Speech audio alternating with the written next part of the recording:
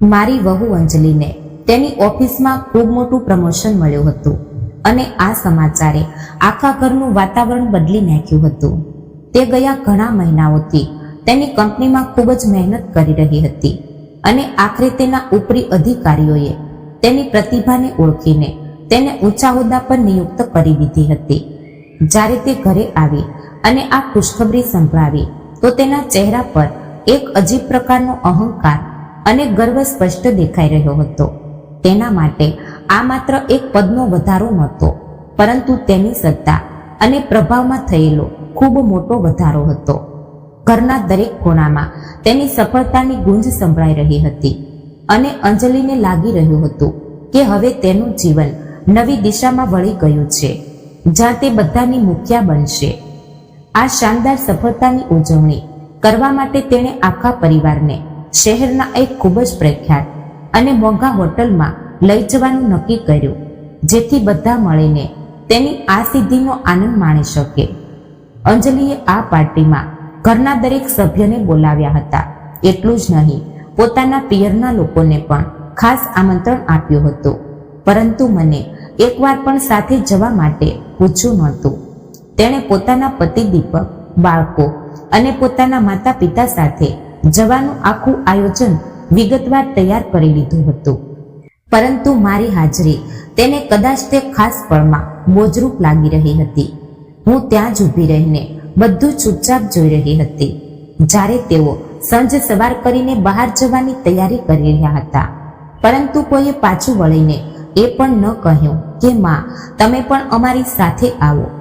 તે પળે મને એવું લાગ્યું જાણે હું તે પરિવારનો ભાગ જ નથી, પરંતુ એક ફાલતુ પરછાઈ છું, જેની હવે કોઈને જરૂર નથી રહી. તેઓ ગયા પછી ઘણા કલાકો સુધી જ્યારે ઘરની ખામોશી મને ડરાવવા લાગી, ત્યારે અચાનક મારા ફોનની ઘંટડી વાગી અને અંજલિનો એક મેસેજ આવ્યો. તે મેસેજમાં લખ્યું હતું, સાસુમાં, તમને યાદ હશે કે ફ્રીજમાં કાલનું બચેલું ખાવાનું મૂકેલું છે, તેને ગરમ કરીને ખાઈ લેજો અને બિલકુલ બરબાદ ન કરતા. આ શબ્દો વાંચીને મારું મન ભરાઈ આવ્યું, કારણ કે એક તરફ તેઓ શહેરના સૌથી મોંઘા હોટલમાં દાવત ઉડાવી રહ્યા હતા અને બીજી તરફ મને વાસી ખાણું ખાવાની સલાહ આપવામાં આવી રહી હતી.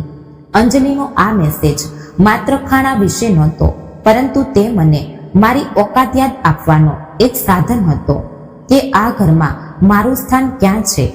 તેના શબ્દોમાં જે રૂખાપણું અને આદેશ આપવાનો લહેજો હતો, તેણે મારા આત્મસન્માનને ઊંડી ચોટ પહોંચાડી હતી અને મને મારી સ્થિતિ પર રડવું આવી રહ્યું હતું. મેં તે મેસેજ વાંચ્યો અને ઘણીવાર વિચાર્યા પછી કોઈ વિરોધ કે ફરિયાદ વગર માત્ર એક નાનો જવાબ આપ્યો, ઠીક છે. મારા તે એક શબ્દમાં મારો બધો દર્દ, મારી ખામોશી અને મેં તે જ પળે લીધેલો નિર્ણય છુપાયેલો હતો. મેં અંજલિને લાંબો ચોડો જવાબ આપીને મારું અપમાન વધારવું નહોતું, તેથી મેં ખૂબ જ સાદી રીતે તેની વાત માની લીધી. તે ઠીક છે ની પાછળ એક એવી સ્ત્રીની હાર છુપાયેલી હતી, જેણે પોતાની આખી જિંદગી તે પરિવારને સમર્પિત કરી દીધી હતી, પરંતુ બદલામાં માત્ર વાસી ખાણું અને એકલતા મળી હતી. મારો તે જવાબ અંજલિ માટે કદાચ ખૂબ જ સામાન્ય હતો, પરંતુ મારા માટે તે સંબંધના અંતની પહેલી દસ્તક હતી, જે હવે પૂરેપૂરો તૂટી ગયો હતો. તે પછી મેં ખૂબ જ શાંતિ અને ધીરજ સાથે પોતાના રૂમમાં જઈને અલમારી ખોલી અને પોતાના જૂના સંદૂક અને બેગ કાઢવાનું શરૂ કરી દીધું. મેં ખૂબ જ કાળજીપૂર્વક પોતાના કપડાં અને તે થોડી ચીજો પેક કરવાનું શરૂ કરી દીધું, જે ખરેખર મારી હતી અને જેનો આ ઘરના વૈભવ સાથે કોઈ લેવા દેવા નહોતું. તે સમયે મારા હાથ કંપી રહ્યા હતા, પરંતુ મારો ઈરાદો પાકો હતો કે હવે મારે અહીં એક પળ પણ ન રહેવું જ્યાં મારું કોઈ સન્માન નથી. મેં પોતાની દરેક યાદને સાચવી લીધી છે, જે મારી સાથે જઈ શકે, અને તે ઘરને હંમેશા માટે છોડવાની તૈયારી પૂરી કરી લીધી. તે રાત્રે જ્યારે આખું શહેર સૂઈ રહ્યું હતું, ત્યારે હું પોતાના આત્મસન્માનની પોટલી બાંધીને તે ઘરની ચોકટથી બહાર નીકળી ગઈ, જ્યાં મેં પોતાની મમતાની બલિ ચડાવી હતી. તે રાતે જ્યારે તેઓ બધા હોટલમાંથી પાછા આવ્યા તો તેઓ ખૂબ ખુશ હતા, જોરજોરથી હસી રહ્યા હતા અને દારૂના નશામાં થોડા લડખડાતા પણ હતા. જેવું જ દીપકે ચાવી લગાવીને મુખ્ય દરવાજો ખોલ્યો અને અંદરની બત્તીઓ ચાલુ કરી તો તેમની સામેનું દ્રશ્ય જોઈને તેઓ બધા જ ત્યાં જામી ગયા. ઘરની અંદરની તે ખામોશી અને મારો રૂમ ખાલી જોઈને તેના ચહેરા પરથી તે નશાવાળી મુસ્કાન પળભરમાં ગાયબ થઈ ગઈ અને એક અજીબ પ્રકારનો સન્નાટો છવાઈ ગયો. અંજલિ અને દીપકે ક્યારેય સપનામાં પણ નહોતું વિચાર્યું કે જે માતાને તેઓ ઘરની રાખવાળી નોકરાણી સમજતા હતા તે આ રીતે ચૂપચાપ પોતાનું બોરિયું બિસ્તર સમેટીને ચાલી જશે. તેમની આંખો સામે હવે તે સત્ય ઊભું હતું જેને તેઓ છેલ્લા 3 વર્ષથી અવગણી રહ્યા હતા અને તે દ્રશ્ય તેમને અંદરથી હલાવી દીધા હતા. રાત્રે 9 વાગ્યા હતા જ્યારે રસોડાની મેજ પર મારા જૂના મોબાઈલમાં કંપન થયું અને તેની રોશની અંધારામાં ચમકવા લાગી. હું તે સમયે રસોડાની એક જૂની ખુરશી પર બેઠી હતી અને સામે મૂકેલી એક સ્ટોરી ઇન્સ્ટન્ટ સૂપને બેમનથી જોઈ રહી હતી જેને પીવાની મને જરાય ઈચ્છા નહોતી. આખા ઘરમાં ફાઇલ અને ફ્લોર સાફ કરવાના કેમિકલની ગંધ આવી રહી હતી જે મારી એકલતાને વધુ ગાઢ કરી રહી હતી. મેં આખો બપોરનો સમય ઘરના એક એક ખૂણાને ચમકાવવામાં, દીપકની કમીજો પર સ્ટ્રી કરવામાં અને બાળકોના કપડાને સલીકેથી તૈયાર કરવામાં વિતાવ્યો હતો.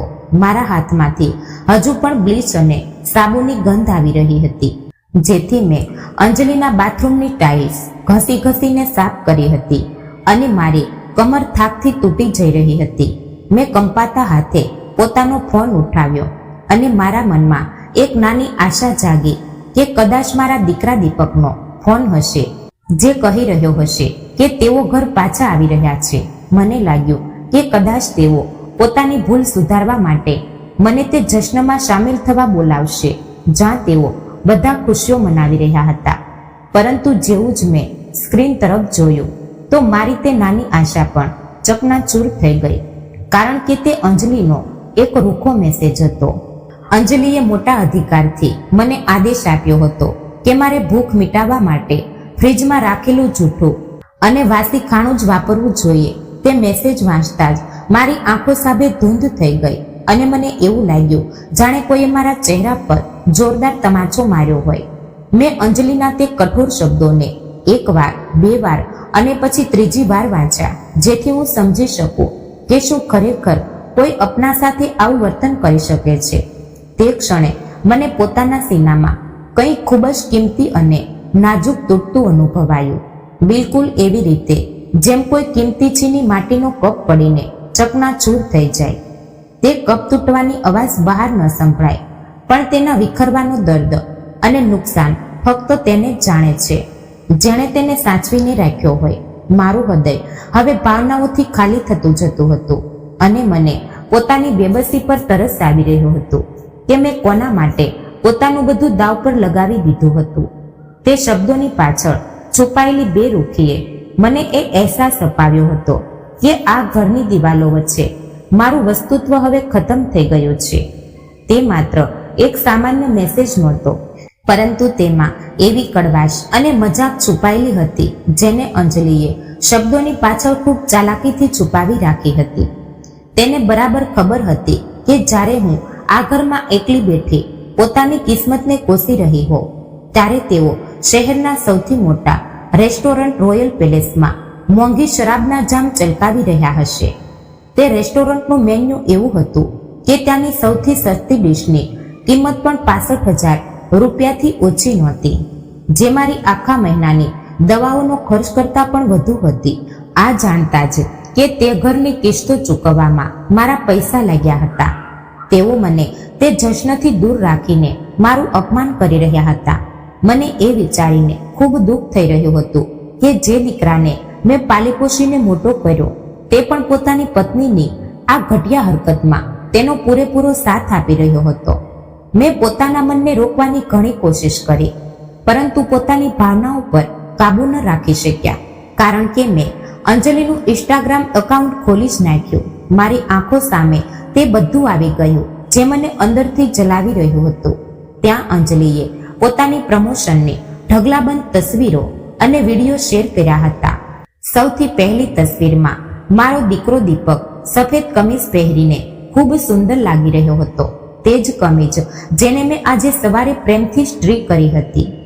અંજલિ એક ખૂબ જ ટાઈટ લાલ રંગની સાડી પહેરીને ઊભી હતી અને તેના ચહેરા પર એવી મુસ્કાન હતી જાણે આખી દુનિયાની માલકીન તે જ હોય. તે તસવીરો જોઈને મારું કલેજું મોંમાં આવી ગયું, કારણ કે તેમની બધી ખુશીઓમાં મારા માટે રતિભર પણ જગ્યા નહોતી છોડી. તસવીરોમાં મારા પ્યારા પોતા પોતી ઝીંગા પકોડા ખાઈ રહ્યા હતા અને કેમેરા તરફ જોઈને મજેદાર ચહેરા બનાવી રહ્યા હતા.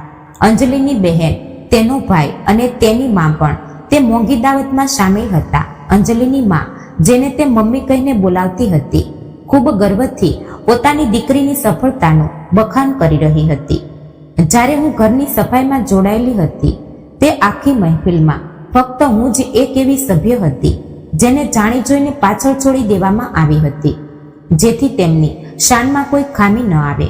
મને એવું લાગી રહ્યું હતું કે અંજલિએ જાણી જોઈને તે તસવીરો પબ્લિક કરી હતી, જેથી તે મને નીચું બતાવી શકે અને પોતાની જીતનો ઢીંઢોરો પીટી શકે. તે પોસ્ટરની નીચે જે કેપ્શનમાં લખ્યું હતું, તેણે તો મારા ઘાવ પર જ નમક ચાંટી દીધું હતું. મારી રાનીની પ્રમોશનની ઉજવણી 34 વર્ષની ઉંમરમાં રિજનલ મેનેજર બનનારી તે મહિલાઓને જે ક્યારેય નથી રોકાતી. તે પોસ્ટ પર માત્ર 20 મિનિટમાં 200થી વધુ લાઇક્સ આવી ગઈ હતી અને લોકો અંજલિની તારીફોના પુલ બાંધી રહ્યા હતા. મેં ભારે મનથી તે એપ બંધ કરી દીધી, કારણ કે હવે મારાથી તે બધું વધુ જોવું નહોતું રહ્યું.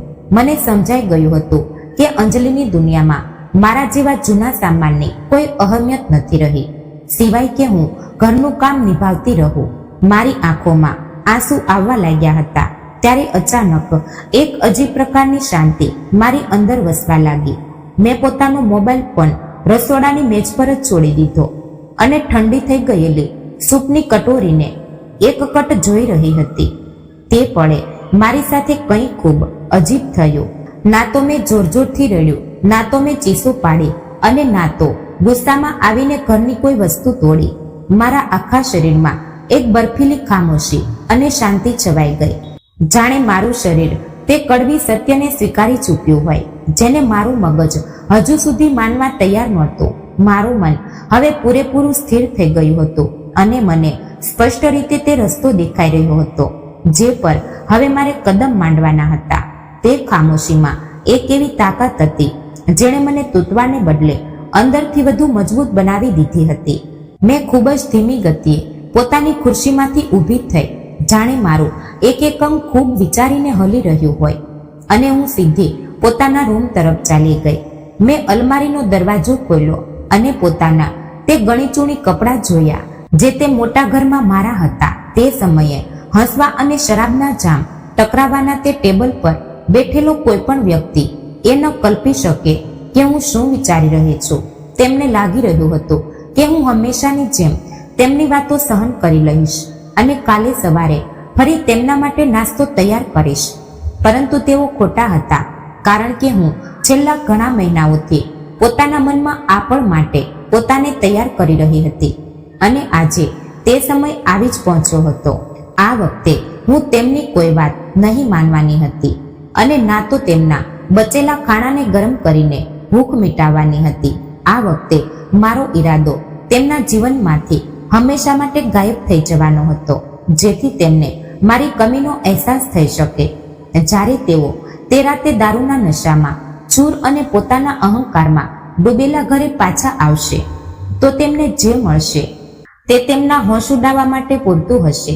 તેમના પગ તળેની જમીન ખસેડાઈ જશે જ્યારે તેઓ જોશે કે જે સ્ત્રીને તેઓ નોકરાણી સમજતા હતા તે હવે તેમના નિયંત્રણથી બહાર જઈ ચૂકી છે. તે ઘરના દરવાજા પાછળ સન્નાટા સિવાય તેમના સ્વાગત માટે બીજું કોઈ નહીં બચશે અને આ જ તેમની સૌથી મોટી સજા હશે. પરંતુ તમને બધાને એ સમજવા માટે કે મેં આટલો મોટો અને કઠોર નિર્ણય કેમ લીધો, મારે તમને પોતાની વાર્તાની શરૂઆતથી જ કહેવું પડશે. હું 68 વર્ષની સ્ત્રી છું, જેણે પોતાની આખી જિંદગી પોતાની સારી સંપત્તિ અને પોતાની ખુશીઓ પોતાના પરિવારના ચરણોમાં સમર્પિત કરી દીધી હતી. આખરે એવું શું થયું કે જે સ્ત્રીએ આ ઘર બનાવવામાં પોતાનું લોહી પરસેવો એક કર્યો હતો.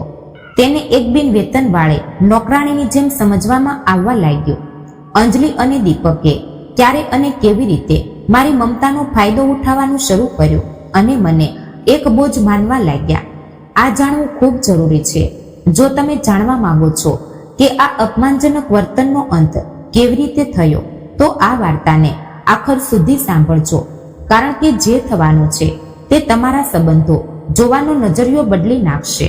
હું તમને આજથી બરાબર 3 વર્ષ અને 4 મહિના પાછળ લઈ જાઉં છું, જ્યારે મારા જીવનનો સૌથી દુઃખદ અને કાળો અધ્યાય શરૂ થયો હતો.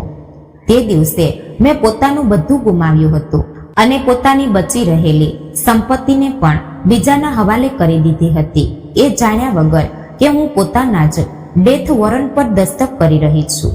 3 વર્ષ પહેલા મેં પોતાના પતિ કૈલાશને હંમેશા માટે ગુમાવ્યા હતા, જેમને પેન્ક્રિયાટિક કેન્સર થયું હતું અને જે અમને છોડીને ચાલ્યા ગયા હતા. તે બીમારી એટલી ઝડપીથી ફેલાઈ કે માત્ર 6 મહિનામાં જ તેમણે દમ તોડ્યો અને મને તેમની સાથે છેલ્લી વાત કરવાનો પણ યોગ્ય મોકો ન મળ્યો. તેમના જતા પછી હું તે મોટા પુષ્ટની ઘરમાં બિલકુલ એકલી રહી ગઈ હતી. જાની દિવાલો મને તેમની યાદ અપાવીને રડાવી રહેતી. અમારું તે ઘર શહેરના બહારના વિસ્તારમાં હતું, જ્યાં એક ખૂબ સુંદર મોઝેઇક વાળો આંગણ હતો, જ્યાં બેસીને અમે સાંજની ચા પીતા હતા. તે જ ઘરમાં અમે દીપકને પાલી પોષીને મોટો કર્યો હતો. તેના દરેક જન્મદિવસ મનાવ્યા હતા અને દિવાળી હોળી પર દીવા પ્રગટાવ્યા હતા. પરંતુ કૈલાશના જતા પછી અને તેમના અંતિમ સંસ્કાર પછી તે ઘરની ખામોશી મારા માટે અસહ્ય થતી જતી હતી. ઘરનો દરેક ખૂણો, દરેક રૂમ અને દરેક જૂની વસ્તુ મને તેમની કમીનો અહેસાસ કરાવતી અને મને ડરાવતી. ત્યારે 2 અઠવાડિયા પછી મારો દીકરો દીપક મને મળવા આવ્યો. તેની બાહોમાં અંજલિનો હાથ હતો અને તેના ચહેરા પર તે જ જૂની મુસ્કાન હતી જેને હું બાળપણથી ઓળખતી હતી. દીપક જ્યારે પણ મને કંઈ માગવું હોય તો તે હંમેશા તે જ માસૂમ અને મીઠી મુસ્કાનનો ઉપયોગ કરતો, જે મને પીગાળી દેતી. રસોડામાં બેસીને કોફી પીતા પીતા દીપકે ખૂબ જ ધીમેથી પોતાની વાત શરૂ કરી અને કહ્યું, માં, હું અને અંજલિ બાળકો માટે નવું અને મોટું ઘર જોઈ રહ્યા છીએ. તેણે જણાવ્યું કે આજકાલ પ્રોપર્ટીના ભાવ આકાશને અડકી રહ્યા છે અને અમારા માટે સારું ઘર ખરીદવું ખૂબ મુશ્કેલ થઈ રહ્યું છે. અંજલિ પણ બાજુમાં બેઠી હતી અને પોતાની આંગળીઓથી કોફીના મગને હલાવી રહી હતી, જેના નખ પર કોરલ રંગની નેઇલ પોલિશ ખૂબ ચમકી રહી હતી. તેણે દીપકની વાતને આગળ વધારીને કહ્યું, સાસુમાં, અમને જે ઘર પસંદ આવ્યું છે તેના ડાઉન પેમેન્ટ માટે અમને 68,000 રૂપિયાની જરૂર છે. તેમના ચહેરાના હાવભાવ જોઈને મને સમજાઈ ગયું હતું કે તેમને આગળ કંઈ કહેવાની જરૂર નથી, કારણ કે માતાનું દિલ બધું સમજી જાય છે. મેં ખૂબ જ સહજતાથી તેમને પૂછ્યું, તમને ખરેખર કેટલા રૂપિયાની મદદ જોઈએ છે? હું મારી તરફથી જે શક્ય હોય તે કરીશ. દીપકે પોતાની નજરો નીચી કરી અને ખૂબ જ ભાવુક લહેજે કહ્યું, માં, જો તમે આ પુરાણું ઘર વેચી દો તો તમે અમારી સાથે નવા ઘરમાં રહી શકો છો. તેણે મને ઝાંસો આપ્યો, આથી મારી એકલતા પણ ખતમ થઈ જશે અને મારા પોતા પોતી પણ પોતાની દાદી સાથે રહીને ખૂબ ખુશ થશે. આ તેના શબ્દોમાં એવો પ્રસ્તાવ હતો જેમાં બધાનું ભલું દેખાતું હતું, પરંતુ વાસ્તવમાં આ મારા પતનની શરૂઆત હતી. અંજલિએ પણ ખૂબ ચાલાકીથી મુસ્કુરાતા કહ્યું, સાસુમાં, આ બિલકુલ સાચું રહેશે, કારણ કે તમે બાળકોની દેખરેખમાં અમારી મદદ કરશો અને અમે તમારું એક સાચા પરિવારની જેમ ખ્યાલ રાખીશું. તે પરિવાર શબ્દ મારા માટે કોઈ જાદુ જેવો હતો, કારણ કે પતિના જતા પછી હું અપના સાથે રહેવા માટે તડપી રહી હતી. મેં વધુ વિચાર્યા વગર માત્ર 3 અઠવાડિયામાં પોતાનું તે પ્યારું ઘર વેચવાના કાગળો પર દસ્તખત કરી દીધા. તે ઘર જેમાં 22 વર્ષની યાદો અને ઊંચી છતો હતી, તેને મેં 1,20,000 રૂપિયામાં વેચી દીધું, જેથી હું પોતાના દીકરાનું સપનું પૂરું કરી શકું. મેં તરત જ દીપકને ઘરના ડાઉન પેમેન્ટ માટે 68,000 રૂપિયા આપી દીધા અને બાકી રહેલા પૈસા પોતાના એક બચત ખાતામાં મૂકી દીધા. તે સમયે મેં વિચાર્યું કે તે બચેલા પૈસા મારા બુઢાપાનો સહારો બનશે, અને મારી સુરક્ષા માટે પૂરતા હશે. પરંતુ એક ખૂબ મોટી ભૂલ જે મેં તે દિવસે કરી અને જેનો પસ્તાવો મને આજે પણ છેલ્લી શ્વાસ સુધી રહેશે, તે એ હતી કે મેં નવા ઘરના માલિકના હકમાં પોતાનું નામ લખાવ્યું નહીં. દીપકે મને ખૂબ પ્રેમથી સમજાવ્યું હતું, માં, આની કોઈ જરૂર નથી, કારણ કે આ ઘર અમે બધાનું છે અને ફાલતુના કાગજી કામમાં પડવાથી શું ફાયદો. અને હું એક મૂર્ખ માતાની જેમ પોતાના દીકરા પર અતૂટ વિશ્વાસ કરી બેઠી અને તેની દરેક વાતને સત્ય માની લીધી. તે નવું ઘર એક ખૂબ જ આધુનિક ગેટેડ કોમ્યુનિટીમાં હતું, જ્યાં સુરક્ષા માટે ગાર્ડ અને દરેક પ્રકારની સુખ સુવિધા હાજર હતી. શરૂઆતના થોડા મહિના તો ખૂબ સારા ગયા અને બધું ખૂબ સામાન્ય અને સુખદ લાગી રહ્યું હતું. હું રોજ સવારે 5 વાગે ઉઠી જતી અને દીપકની પસંદગીની કડક ચા બનાવતી, જેમાં એલચી અને આદુનો સ્વાદ હોય. હું બાળકો માટે નાસ્તો તૈયાર કરતી, ક્યારેક પરાઠા તો ક્યારેક પોહા, અને તેમના સ્કૂલ માટે ટિફિન પેક કરતી. સવારે 7:30 વાગ્યે અંજલિ પોતાના બિઝનેસ સૂટમાં સજીને ઓફિસ માટે નીકળી જતી અને તેના મોંઘા પરફ્યુમની ખુશ્બુ આખા ઘરમાં ફેલાઈ જતી.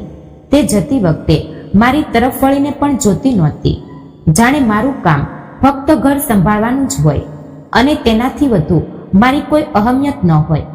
દીપક પણ તેના અડધા કલાક પછી ઓફિસ માટે નીકળી જતો અને ક્યારેક જતા જતા મારા માથાને ચૂમી લેતો, પરંતુ અક્ષર તે મારી તરફ જોયા વગર શુક્રિયા માં કહીને નીકળી જતો, જાણે તે કોઈ ઔપચારિક અહેસાન જતાવી રહ્યો હોય. તેમના જતા પછી હું આખા ઘરની સફાઈ, બર્તન ધોવા, કપડાં ધોવા અને પોછા લગાવવામાં જોડાઈ જતી, જેથી ઘર હંમેશા ચમકતું રહે. અંજલિને સફાઈનો ખૂબ જ જુસ્સો હતો અને તેને ઘરમાં થોડી પણ ધૂળ કે ગંદકી બર્દાશ્ત નહોતી. તેથી હું કલાકો સુધી મહેનત કરતી. જ્યારે તે સાંજે ઘરે પાછી આવતી તો તે એક ઇન્સ્પેક્ટરની જેમ ઘરના દરેક ખૂણાની તપાસ કરતી કે ક્યાં કોઈ ખામી તો નથી રહી ગઈ. તે પોતાની આંગળીઓ અલમારીઓ પર ફેરવીને ધૂળ તપાસતી અને જો કંઈ મળી જાય તો તેનો ચહેરો ઉતરી જતો. તે ફ્રીજ ખોલીને જોતી અને જો કોઈ વસ્તુ તેની નક્કી જગ્યાએ ન હોય તો તે તરત જ મારા પર ઝીંઝી ઉઠતી. તે બાથરૂમની સફાઈ એવી રીતે તપાસતી જાણે તે કોઈ હેલ્થ ડિપાર્ટમેન્ટની અધિકારી હોય અને નાની નાની વાતો પર મને ટોકતી રહેતી. તે કહેતી, સાસુમાં, શીશા પર હજુ દાગ દેખાય છે, અથવા મયંકની શર્ટ પર ઠીકથી પ્રેસ નથી થઈ. ક્યારેક તો તે એટલી સુધી કહી દેતી, સાસુમાં, તમે વોશિંગ મશીનમાં આટલું બધું સર્ફ કેમ વાપર્યું? આ ખૂબ મોંઘું આવે છે. તે ઘરમાં કોઈ મને મારા નામથી બીના કે બીનાજી નહોતું બોલાવતું, જેવું કે મારા જૂના મહોલ્લાના મિત્રો મને બોલાવતા હતા. અંજલિ માટે હું ફક્ત સાસુમાં હતી, જે તેના માટે કોઈ નામ નહીં પરંતુ એક પદવી જેવું હતું, જેને તે તિરસ્કાર સાથે વાપરતી હતી. ફક્ત મારા પોતા પોતી જ મને સાચો પ્રેમ કરતા હતા અને તેમની સાથે મારો સંબંધ ખૂબ ગાઢ અને નિષ્કપટ હતો. મયંક સ્કૂલમાંથી આવતા જ મારા સાથે લપેટાઈ જતો અને સાનિયા મારી ગોદમાં સિર મૂકીને કહાનીઓ સાંભળતા સાંભળતા ઊંઘી જતી. પરંતુ જ્યારે પણ અંજલિ અમને સાથે રમતા કે પ્રેમ કરતા જોતી તો તેના ચહેરાના ભાવ કઠોર થઈ જતા, જાણે તેને અમારી નજીકાઈથી જલન થતી હોય. એક દિવસ તો હદ જ થઈ ગઈ જ્યારે નાની સાનિયાએ અંજલિની સામે જ કહી દીધું, દાદી, હું તમને મમ્મી કરતા વધુ પ્રેમ કરું છું. તે માસૂમ બાળકીની વાત સાંભળીને અંજલિનો ચહેરો ગુસ્સાથી લાલ થઈ ગયો અને તેણે સાનિયાને જોરથી દાંટીને ત્યાંથી હટાવી દીધી. તે રાતે મને તેમના બેડરૂમમાંથી દીપક અને અંજલિના ચીસોનો અવાજ સંભળાયો, જ્યાં અંજલિ દીપક પર વરસી રહી હતી. તે કહી રહી હતી, તમારી માં મારા બાળકોને બગાડી રહી છે અને તેમને ખોટી વાતો શીખવીને મારા વિરુદ્ધ કરી રહી છે. તેણે દીપકને કહ્યું, તમારી માં અહીં એક નોકરાણીની જેમ રહી છે, જે કિરાયો પણ નથી આપતી. તેથી તેને પોતાની હદમાં રાખવી જોઈએ. મને આશા હતી કે દીપક મારી ઢાલ બનીને ઊભો રહેશે અને પોતાની પત્નીને સમજાવશે કે તે પોતાની માં વિશે આવું ન બોલે. પરંતુ દીપકે એક પણ શબ્દ ન બોલ્યો અને અંજલિની કડવી વાતો ચૂપચાપ સાંભળતો રહ્યો, જેથી મારું દિલ તૂટી ગયું. તે રાતે મને સમજાઈ ગયો કે મેં એક એવી અદ્રશ્ય રેખા પાર કરી લીધી છે જેના પછી હવે મારું આ ઘરમાં કોઈ સન્માન બચ્યું નથી. હું હવે તેમના માટે તે પ્યારી માં નહોતી રહી જેણે પોતાનું ઘર વેચીને તેમને પૈસા આપ્યા હતા, પરંતુ હું એક એવું બોજ બની ગઈ હતી જેને તેઓ ઝેલી રહ્યા હતા. જેમ જેમ મહિના વીતતા ગયા તેમ અંજલિનો અપમાન કરવાનો ઢબ વધુ સૂક્ષ્મ પરંતુ વધુ નિરંતર થતો ગયો. અંજલિ હવે અક્ષર ઘરમાં નાની મોટી દાવતો રાખતી અને પોતાના મિત્રોને બોલાવતી, પરંતુ આની જાણકારી મને છેલ્લી મિનિટે આપતી. તે પોતાના મિત્રોને સામે મારો પરિચય મા તરીકે નહીં પરંતુ દીપકની મા તરીકે કરાવતી, જે ઘરના કામમાં મદદ કરે છે. તેઓએ ધીમે ધીમે મને પરિવારની તસવીરોમાંથી પણ બહાર કરવાનું શરૂ કરી દીધું, જાણે મારું તેમના જીવનમાં કોઈ અસ્તિત્વ જ ન હોય. ગયા વર્ષની દિવાળીએ જ્યારે આખા પરિવારે નવા કપડાં પહેરીને ક્રિસમસ ટ્રી અને દીવાઓ સાથે ફોટો કઢાવ્યો તો અંજલિએ મને કહ્યું, માં, તમે અમારો ફોટો કઢાવી દો. હું કેમેરાની પાછળ ઊભી રહી અને તેઓ બધા મુસ્કુરાતા ફોટો કઢાવતા રહ્યા, જે પછી દિવાલ પર મોટા ફ્રેમમાં ટાંગી દેવામાં આવ્યો. તે આખા ઘરની એક પણ તસવીરમાં હું ક્યાંય દેખાતી નહોતી, જાણે હું કોઈ આત્મા છું જે તે ઘરમાં તો રહે છે પરંતુ દેખાતી નથી. મને ધીમે ધીમે એ અનુભવ થવા લાગ્યો કે હું તેમના માટે ફક્ત એક ઉપયોગી વસ્તુ છું જે ઘર ચલાવે છે, જેથી તેઓ પોતાનું આદર્શ જીવન જીવી શકે. તેઓ પોતાની પાર્ટીઓ અને ખુશીઓમાં મશગુલ રહેતા અને હું રસોડામાં બર્તન માંજતી રહેતી અથવા બાળકોને સુલાવતી રહેતી. પરંતુ 3 વર્ષમાં જે અપમાન મેં સહ્યું તે માર્ચની રાતની સામે કંઈ જ નહોતું. જ્યારે આખો વિવાદ શરૂ થયો તે રાતે જે મેસેજ મને ફ્રીજના ખાણા વિશે મળ્યો હતો તેણે મારી અંદર સૂઈ રહેલી તે સ્વાભિમાની સ્ત્રીને જગાડી દીધી હતી. બધું કંઈક તે ગુરુવારની સવારથી શરૂ થયું હતું, જ્યારે અંજલિ સીડી ઉતરતી હતી અને ખૂબ જ ખુશ અને ઉત્સાહિત દેખાઈ રહી હતી. તેણે પોતાનો તે કિંમતી ગ્રે સૂટ પહેર્યો હતો જેને તે ફક્ત ખૂબ જ ખાસ અને મહત્વની મુલાકાતો માટે બચાવીને રાખતી હતી. તેના ચહેરા પર એવી જીતવાળી મુસ્કાન હતી જેને જોઈને લાગતું હતું કે તેને કંઈક ખૂબ મોટું મળ્યું છે. તેણે ચીસ પાડીને કહ્યું, મને મળી ગઈ. અને તેની પાછળ દીપક પણ પોતાની ટાઈ બાંધતા ખૂબ ગર્વ સાથે આવી રહ્યો હતો. સાનિયાએ પોતાની પ્લેટમાંથી પરાઠો ખાતા પોતાની મમ્મીને પૂછ્યું, મમ્મી, શું થયું? તમે આટલા ખુશ કેમ છો? અંજલિએ સાનિયાને ગળે લગાવીને જણાવ્યું કે તેની કંપનીએ તેને રિજનલ ઓપરેશન્સ મેનેજર બનાવી દીધી છે અને તે આ પદ પર પહોંચનારી સૌથી યુવાન મહિલા છે. દીપકે ખુશીથી તેને હવામાં ઉઠાવી લીધી અને કહ્યું, મને ખબર હતી કે આ પદ ફક્ત અને ફક્ત તારું જ હશે. હું તે સમયે ચૂલાની પાસે ઊભી નાસ્તો બનાવી રહી હતી અને મેં ખૂબ જ સાચા મનથી અંજલિને બધાઈ આપતા કહ્યું, મુબારક હો અંજલિ. તેણે મારી તરફ એક ઝડપી નજર નાખી અને ખૂબ જ રૂખાપણું શુક્રિયા સાસુમાં કહીને ફરી દીપકની બાહોમાં ઝૂલી ગઈ. દીપકે ઉત્સાહમાં આવીને કહ્યું, અમારે આજે રાતે આની ઉજવણી ખૂબ મોટા સ્તરે કરવી જોઈએ, જેવું મારી સફળ પત્ની લાયક છે. અંજલિએ તરત જ સૂચન કર્યું, અમારે તે નવા રોયલ પેલેસ રેસ્ટોરન્ટમાં જવું જોઈએ જ્યાંથી આખા શહેરનો નજારો દેખાય છે. તેણે કહ્યું, આજે રાત્રે પૈસાની કોઈ ચિંતા નથી કારણ કે મારી નવી સેલેરી અને બોનસ અમારા બધા ખર્ચા ઉઠાવી લેશે. મયંકે પણ પોતાનો હાથ ઊંચો કરીને પૂછ્યું કે શું તે પણ તે મોટી પાર્ટીમાં જશે? તો અંજલિએ મુસ્કુરાતા કહ્યું, હા, કહી દીધું. મારું દિલ આ સાંભળીને થોડીવાર માટે ધડકવું ભૂલી ગયું કે આખો પરિવાર તે જશ્નમાં સામેલ થવા જઈ રહ્યો છે. મેં પોતાની એપ્રોનથી હાથ લૂછ્યા અને ખૂબ જ સામાન્ય અવાજમાં પૂછ્યું, મારે રિઝર્વેશન કેટલા વાગ્યાનું કરાવવું? અંજલિએ મારી તરફ એવી રીતે જોયું જાણે તેને હમણાં યાદ આવ્યું હોય કે હું પણ તે રૂમમાં હાજર છું અને તેની વાતો સાંભળી રહી છું. તેણે ખૂબ જ અજીબ સ્વરમાં પૂછ્યું, રિઝર્વેશન કોના માટે? અને રૂમમાં એક ભારે સન્નાટો પથરાઈ ગયો જેને કોઈ તોડી ન શક્યું. દીપકે પોતાનું ગળું સાફ કર્યું અને અંજલિ સાથે એવો મૌન સંદેશ શેર કર્યો જેને હું તરત સમજી ગઈ.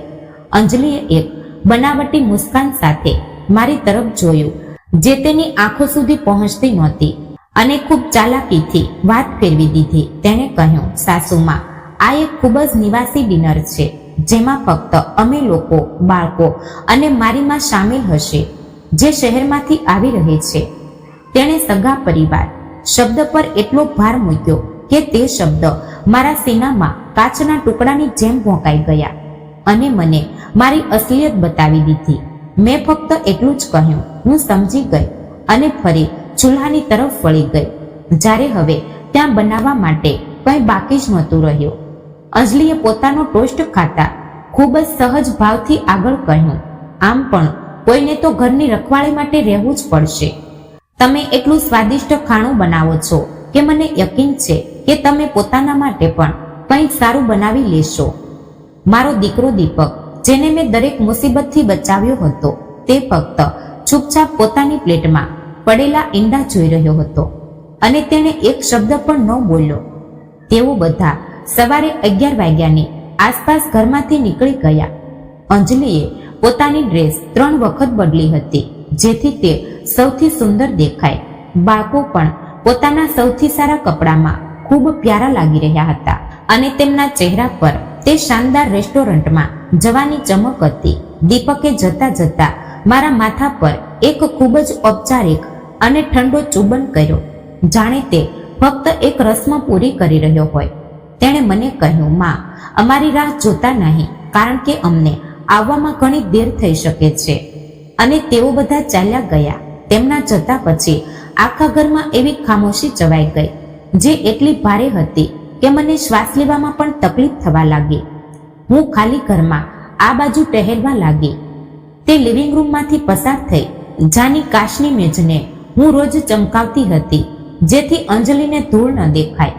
હું રસોડામાં ગઈ, જ્યાં મેં કલાકો સુધી ઊભા રહીને તેમના માટે તે ખાણું બનાવ્યું હતું, જેના માટે તેઓએ ક્યારેક યોગ્ય રીતે શુક્રિયા પણ નહોતું કહ્યું. બધું પોતાની જગ્યાએ હતું. ઘર બિલકુલ સાફ સુથરું અને વ્યવસ્થિત હતું, પરંતુ હું તે ઘરની અંદર પોતાને બિલકુલ એકલી અનુભવી રહી હતી. મેં પોતાના માટે એક સસ્તું ઇન્સ્ટન્ટ સૂપ બનાવ્યું, જેની કિંમત માત્ર 20 રૂપિયા હતી, કારણ કે હવે મને પોતાની ઓકાત સમજાઈ ગઈ હતી. હું ડાઇનિંગ ટેબલ પર ન બેઠી, પરંતુ રસોડાની એક નાની મેજ પર બેઠી સૂપ પીવા લાગી, કારણ કે હવે હું તેમના માટે ફક્ત એક નોકરાણી હતી. સાંજે 7 વાગ્યે મેં ફરી ઇન્સ્ટાગ્રામ ખોલ્યું. મને ખબર નહોતી કે હું વારંવાર પોતાને ઈજા પહોંચાડવા માટે શા માટે આ કરી રહી છું. ત્યાં અંજલિની પહેલી તસવીર હતી, જેમાં તે પોતાની લાલ સાડીમાં ચમકી રહી હતી ને હાથમાં વાઇનનો ગ્લાસ લઈને બધાને શુક્રિયા કહી રહી હતી. બીજી તસવીરમાં મારા પોતા મયંક અને સાનિયાની સામે ઝીંગા અને મોટા મોટા બર્ગર મૂકેલા હતા અને તેઓ ખૂબ ખુશ દેખાઈ રહ્યા હતા.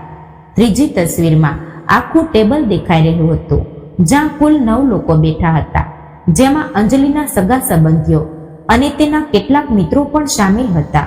તેઓ બધા જશ્ન મનાવી રહ્યા હતા, હસી રહ્યા હતા અને એકબીજાને બધાઈ આપી રહ્યા હતા, જ્યારે હું તે ઘરમાં એકલી બેઠી વાસી યાદો સાથે સૂપ પી રહી હતી. તે પોસ્ટ પર હજારો કોમેન્ટ્સ આવી રહ્યા હતા, જ્યાં લોકો અંજલિને ક્વીન અને સફળ મહિલા કહી રહ્યા હતા, પરંતુ કોઈએ એ પણ ન પૂછ્યું કે ઘરની વૃદ્ધ મહિલા ક્યાં છે. કોઈએ એ પણ અનુભવ્યું નહીં કે તે તસવીરમાં એક વ્યક્તિ ગાયબ હતી, જે તે પરિવારની અસલ તાકાત હતી. મેં પોતાનું સૂપનું કટોરું ધોઈને મૂકી દીધું અને રસોડાની મેજ સાફ કરી, જેથી અંજલિને કોઈ ફરિયાદનો મોકો ન મળે. ત્યારે મારા ફોનમાં ફરી કંપન થયું અને અંજલિનો તે જ મેસેજ આવ્યો, જેણે મારી સહનશક્તિનો બંધ પૂરેપૂરો તોડી નાખ્યો. તે મેસેજમાં તેણે મને ફરી યાદ અપાવ્યું કે હું ફ્રીજમાં રાખેલું બચેલું ખાણું ખાઈ લઉં, જેથી કંઈ બરબાદ ન થાય. મેં તે મેસેજ વાંચ્યો અને મને એવું લાગ્યું જાણે મારે અંદરની તે મમતાવાળી માં હંમેશા માટે મરી ગઈ હોય અને એક નવી સ્ત્રીનો જન્મ થયો હોય. મેં ફ્રીજ ખોલ્યું તો જોયું કે ત્યાં કાલનું અડધું બચેલું ચિકન, થોડા ચોખા અને કેટલીક શાકભાજી મૂકેલી હતી, જે મેં જ બનાવી હતી. અંજલિના હિસાબે હું ફક્ત તે જ બચેલા ખાણાની હકદાર હતી, જાણે મારું વસ્તુત્વ પણ હવે તેમના જીવનમાંથી બસ એક બચેલો ભાગ જ રહી ગયો હોય. મેં ઊંડો શ્વાસ લીધો, ફ્રીજનો દરવાજો બંધ કર્યો અને ફક્ત 2 શબ્દોનો જવાબ આપ્યો, ઠીક છે. તે 2 શબ્દોમાં મારો તે નિર્ણય છુપાયેલો હતો, જે મેં છેલ્લા 6 મહિનાની પ્રતાડના અને તિરસ્કાર પછી આજે લીધો હતો. હું ઉપર પોતાના રૂમમાં ગઈ, અલમારીની ઉપરથી પોતાનો તે મોટો સંદૂક કાઢ્યો જેને મેં વર્ષોથી વાપર્યો નહોતો. અંજલિ અને દીપકને એ પણ ખબર નહોતી કે હું છેલ્લા 6 મહિનાથી પોતાને આપણ માટે દરેક રીતે તૈયાર કરી રહી હતી. મેં ગુપ્ત રીતે બધા દસ્તાવેજો એકઠા કર્યા, તેમની વાતો રેકોર્ડ કરી અને દરેક અપમાનનો પુરાવો રાખ્યો જે તેઓએ મારી સાથે કર્યો હતો.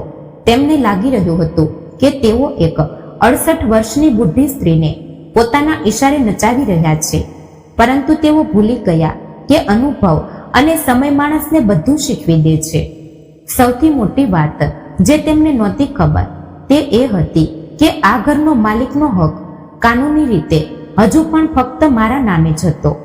જ્યારે અમે આ ઘર ખરીદ્યું હતું ત્યારે વકીલે સલાહ આપી હતી, કારણ કે બધા પૈસા હું આપી રહું છું, તેથી રજિસ્ટ્રી મારા નામે જ હોવી જોઈએ.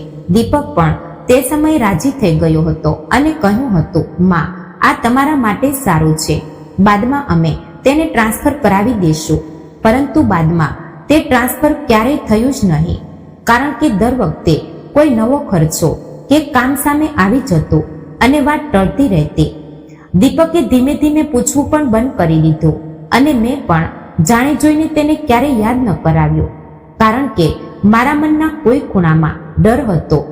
આજે તે જ ડર મારી સૌથી મોટી ઢાલ બની ગયો અને મને એ અહેસાસ થયો કે કુદરતે મને પહેલેથી જ આ દિવસ માટે તૈયાર કરી દીધી હતી.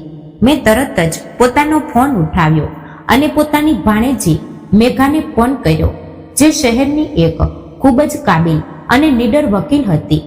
મેઘાએ જેવો મારો ફોન ઉઠાવ્યો તો તેના અવાજમાં તે જ જૂનો અપનાવ અને ગરમાવો હતો, જેને મને થોડું સુકૂન પહોંચાડ્યું.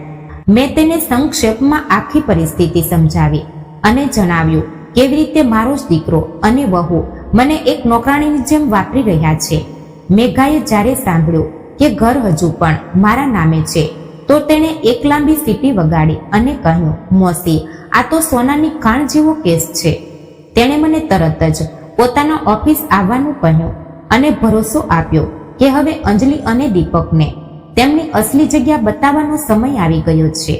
મેઘાએ જણાવ્યું કે હું કાનૂની રીતે તેમને કોઈ પણ સમયે તે ઘરમાંથી કાઢી શકું છું અને છેલ્લા 3 વર્ષનો કિરાયો પણ વસૂલ કરી શકું છું. તેની વાતો સાંભળીને મારા ચહેરા પર એવી મુસ્કાન આવી જે ખુશીની નહીં પરંતુ ન્યાયની હતી, કારણ કે હવે પાસા પૂરેપૂરા પલટાઈ ગયા હતા.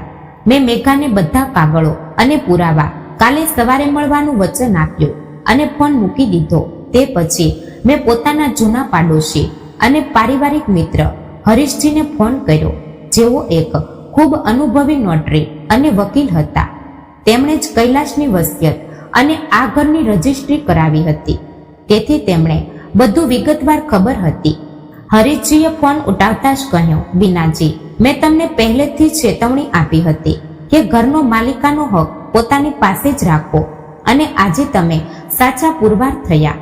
તેમણે મને કાલે સવારે પોતાના ઓફિસ બોલાવી, જેથી અમે આગળની કાનૂની કાર્યવાહી અને બેદખલીના નોટિસ પર ચર્ચા કરી શકીએ. મેં પોતાની સહેલી લતાને ફોન કર્યો, જે વર્ષોથી મારી પડોશી રહી હતી અને તેણે મને હંમેશા પોતાના ઘર આવવાનું નહોતું આપ્યું હતું. લતાને જ્યારે ખબર પડી કે હું ઘર છોડી રહી છું તો તેણે કોઈ સવાલ વગર તરત જ કહ્યું, મારો ઉપરનો રૂમ તમારા માટે હંમેશા તૈયાર છે. તેની આંખોમાં પણ મારા માટે આંસુ હતા, પરંતુ મેં પોતાને સંભાળ્યું અને તેને કહ્યું, હવે રડવાનું નહીં પરંતુ કંઈક કરવાનો સમય છે. ફોન મૂક્યા પછી હું ફૂટ કરીને રડી, પરંતુ તે આંસુ દુઃખના નહીં પરંતુ તે બોજ ઉતરવાના હતા, જેને હું 3 વર્ષથી સહન કરી રહી હતી. અંજલિ અને દીપક હજુ પણ તે હોટલમાં જશ્ન મનાવી રહ્યા હશે અને તેમને ખબર પણ નહોતી કે તેમની દુનિયા હવે ઢળી જવાની છે. ઇન્સ્ટાગ્રામ પર અંજલિએ એક વધુ તસવીર અપલોડ કરી હતી, જેમાં તે 3500 રૂપિયાની એક ચોકલેટ ડેઝર્ટ ખાઈ રહી હતી. મને ખબર હતી કે તેમને ઘરે પાછા આવવામાં હજુ ઓછામાં ઓછા 3-4 કલાક લાગશે અને તેટલો સમય મારા માટે પૂરતો હશે. મેં પોતાની જરૂરી ચીજો, પોતાના ઘરેણાં અને તે બધું સમેટી લીધું જે મારું હતું અને જેને મેં પોતાની મહેનતથી ખરીદ્યું હતું. મેં પોતાની દરાજમાંથી તે નાનું ડિજિટલ રેકોર્ડ કાઢ્યું જેને મેં 6 મહિના પહેલા એક ઇલેક્ટ્રોનિક દુકાનમાંથી ખરીદ્યું હતું. તે મારા જીવનનું સૌથી શ્રેષ્ઠ રોકાણ સાબિત થયું હતું કારણ કે તેણે અંજલિના તે અસલી ચહેરાઓને રેકોર્ડ કર્યા હતા જે તે દુનિયાથી છુપાવતી હતી. જ્યારે તમે ઘરમાં અદ્રશ્ય થઈ જાઓ તો લોકો તમારી સામે એવી વાતો કરવા લાગે છે જાણે તમારું કોઈ અસ્તિત્વ જ ન હોય. મેં તે રેકોર્ડરને પોતાના જૂના લેપટોપ સાથે જોડ્યું અને તે બધી ફાઇલોને એક પેનડ્રાઈવમાં કોપી કરવાનું શરૂ કર્યું જે મારી સૌથી મોટી ગવાહ હતી. પહેલી ફાઇલમાં અંજલિ પોતાની બહેનને કહી રહી હતી, સાસુમાં તો એક મફતની નોકરાણી જેવી છે જે બધું વિના પૈસે કરે છે. બીજી રેકોર્ડમાં અંજલિ દીપકને સમજાવી રહી હતી, હવે માં જૂની થઈ ગઈ છે, તેમને કોઈ વૃદ્ધાશ્રમમાં મોકલી દેવી જોઈએ. દીપકે શરૂઆતમાં થોડો વિરોધ કર્યો હતો પરંતુ છેવટે તેમણે કહ્યું હતું, હું આ વિશે વિચારીશ. ત્રીજી ફાઇલમાં અંજલિ પોતાના મિત્રો સાથે શરાબ પીતા પીતા મારો મજાક ઉડાવી રહી હતી કે મેં કેવી ચાલાકીથી તેના બધા પૈસા પડાવી લીધા. આ રેકોર્ડિંગ્સે મારી આત્માને ચલની કરી નાખી હતી પરંતુ તેમને મને તે તાકાત પણ આપી હતી જે મારે આ યુદ્ધ જીતવા માટે જોઈતી હતી. મેં બધા પુરાવાની 2 નકલો બનાવી, એક મેઘા માટે અને એક પોતાની પાસે રાખવા માટે જેથી કોઈ મોકો હાથમાંથી ન જાય. રાત્રે 1:45 વાગ્યા હતા અને ઘરની બહાર એક સન્નાટો પથરાયેલો હતો. બસ ક્યાંક ક્યાંક કૂતરાનો ભોંકવાનો અવાજ આવી રહ્યા હતા. મેં છેલ્લી વાર તે લિવિંગ રૂમ જોયું જેના સોફા અને મેજ માટે મેં પોતાની ઉંમરભરની જમા પૂંજી લગાવી દીધી હતી. હું ત્યાંથી કઈ સામાન લઈ જવા માંગતી નહોતી કારણ કે તે વસ્તુઓ હવે મારા માટે તે અપમાનની યાદ અપાવતી હતી. મેં એક કાગળ ઉઠાવ્યો અને દીપક માટે એક છેલ્લો પત્ર લખ્યો જેમાં મેં પોતાના દિલની સારી ભડાસ નીકાળી દીધી. મેં લખ્યું, દીપક, તમે અને અંજલિએ મળીને મને એક જીવંત લાશ બનાવી દીધી હતી પરંતુ હવે હું આઝાદ છું. મેં તે પત્ર દીપકના તકિયા પર મૂક્યો અને તેની સાથે જ તે પીળો લિફાફો પણ ચોડી દીધો જેમાં ઘરની રજિસ્ટ્રીની ફોટોકોપી હતી. મેં એક નાની પરચી પર લખ્યું, આ ઘર કાનૂની રીતે મારું છે અને તમે છેલ્લા 3 વર્ષમાં મારા 1,36,00,000નું નુકસાન કર્યું છે. મેં પોતાનો સંદૂક ઉઠાવ્યો અને સીડીઓ ઉતરતા રસોડાને છેલ્લી વાર જોયું જ્યાં મેં પોતાની આહુતિ આપી હતી. મેં ઘરના મુખ્ય દરવાજે તાળું માર્યું અને તેની ચાવી પોતાની પાસે જ રાખી લીધી કારણ કે હવે આ ઘરની માલકીન હું જ હતી. મેં ઘર બહારથી એક ટેક્સી બોલાવી અને તે ડ્રાઈવરે મારો ભારે સંદૂક ગાડીની ડિક્કીમાં મૂકવામાં મદદ કરી. જ્યારે ટેક્સી તે પોસ્ટ કોલોનીના ગેટમાંથી બહાર નીકળી રહી હતી ત્યારે મેં પાછળ વળીને તે ચમકતા ઘર તરફ જોયું નહીં. ટેક્સીવાળાએ મને પૂછ્યું, માતાજી, આટલી રાતે તમે ક્યાં જઈ રહ્યા છો? તો મેં ફક્ત મુસ્કુરાતા કહ્યું, હું પોતાના ઘરે પાછી જઈ રહી છું. તે રાતે મને પહેલી વખત એવી ઊંઘ આવી જે સુખદ હતી અને જેમાં અંજલિના તાના કે દીપકની ખામોશીનો કોઈ ડર નહોતો. મને ખબર હતી કે કાલથી કાનૂની જંગ શરૂ થશે પરંતુ મારું મન શાંત હતું કારણ કે મેં પોતાની ગરિમા પાછી મેળવી લીધી હતી. આ બાજુ ઘરમાં જ્યારે દીપક અને અંજલિ પ્રવેશ્યા હશે તો તેમને તે સન્નાટો અને મારો પત્ર મળ્યો હશે જે તેમની ઊંઘ ઉડાડવા માટે પૂરતો હતો. દીપકે મને હજારો ફોન કર્યા, સેંકડો મેસેજ મોકલ્યા પરંતુ મેં કોઈનો પણ જવાબ આપ્યો નહીં કારણ કે હવે વાત કરવાનો સમય નીકળી ગયો હતો. આગળના દિવસે હું મેઘનાના ઓફિસ પહોંચી જ્યાં અમે અંજલિ અને દીપકને બેદખલીનો નોટિસ મોકલવાની તૈયારી પૂરી કરી. મેઘાએ જ્યારે તે રેકોર્ડિંગ સાંભળે તો તેનું લોહી ખળખળ ઉઠ્યું અને તેણે કહ્યું, માસી, અમે તેમને જેલ સુધી પહોંચાડી શકીએ છીએ. મેં કહ્યું, મને તેમને જેલમાં મોકલવું નથી, ફક્ત તેમને એ અહેસાસ કરાવવો છે કે તેઓએ શું ગુમાવ્યું છે અને સંબંધોની કિંમત શું હોય છે. અમે એવું કાનૂની જાળ બનાવ્યું જેમાંથી અંજલિ અને દીપક પાસે બચવાનો કોઈ રસ્તો ન રહ્યો. જ્યારે તેમને તે કાનૂની નોટિસ મળ્યો તો તેમના હોશ ઉડી ગયા અને તેઓ પાગલોની જેમ ઇધર ઉધર ફોન કરવા લાગ્યા. અંજલિનો તે ઘમંડ હવે છૂરછૂર થઈ ગયો હતો અને તે મારી સાથે મળવા માટે ગીડગીડાવા લાગી, પરંતુ મેં સાફ ના પાડી દીધી. છેવટે અમે તેમને નોટરીના ઓફિસમાં બોલાવ્યા, જ્યાં મેં તેમની સામે એવો પ્રસ્તાવ મૂક્યો જેણે તેમને ચોંકાવી દીધા. મેં કહ્યું, હું આ ઘર તો નહીં વેચું, પરંતુ આ ઘરનો 60% હિસ્સો મારો રહેશે અને 40% તમારો. પરંતુ મારી કેટલીક શરતો હશે.